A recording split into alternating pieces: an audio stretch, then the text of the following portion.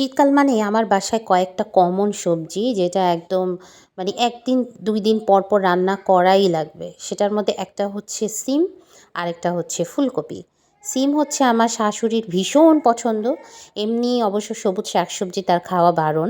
But এই শীতের দিন আসলে সিম থেকে তাকে বিরত করাই যায় না। সিম খাওয়ার জন্য একদম অস্থির হয়ে যায়। আসলে সারা বছর শাকসবজি তেমন একটা খায় না। বাট সিমটা উনি আর লোভ সামলাতে পারেন না সিম খাওয়া থেকে। তো আজকে সেই সিমটাই রান্না করব। তো দেখতেই পাচ্ছেন তেলাপিয়া মাছ নিয়েছি ভালো করে ধুয়ে হলুদ লবণ আর হচ্ছে মরিচের গুঁড়া দিয়ে মাছটা এক চুলায় ভাজতে দিয়ে দিয়েছি। আর আরেক চুলায় আমি মশলা কষিয়ে নিয়েছি। মশলা আলাদা করে বলার কিছুই নাই।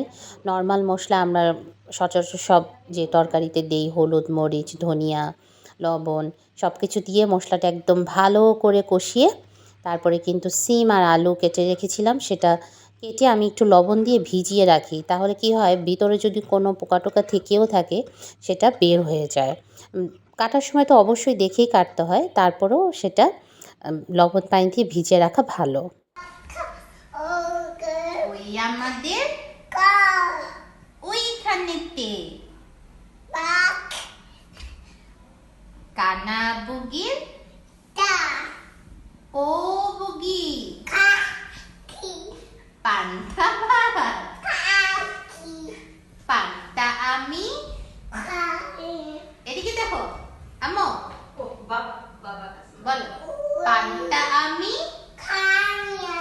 পুঁটি মাছ একটা যদি পাই উম্মি ধরি খাই তালি তালি গা কি আর বলবো নতুন নতুন কথা শিখেছে একা একা যত ছড়া আছে সব কিছু উল্টাপাল্টা যা আসে মুখ দিয়ে বলতে থাকে। ভালোই লাগে কিন্তু না এই বয়সে বাচ্চাদের মুখে ছড়া শুনতে। এদিকে আমার সিমটা কিন্তু ভালোভাবে কষানো হয়ে গেছে একদম ভালোভাবে কষিয়ে তারপর একটু পরিমাণ মতো পানি দিয়ে দিচ্ছি সেদ্ধ হওয়ার জন্য। আর এই শীতকালে কিন্তু সিম আর নতুন আলুর তরকারিটা কিন্তু খেতে ভীষণ ভালো লাগে। সঙ্গে ফুলকপি অনেকেই ফুলকপি অ্যাড করে বাট আমি ফুলকপি যখন রান্না করি ফুলকপি আর আলু দিয়ে আমি একটা তরকারি রান্না করি আর সিম দিয়ে আলু দিয়ে একটা তরকারি রান্না করি।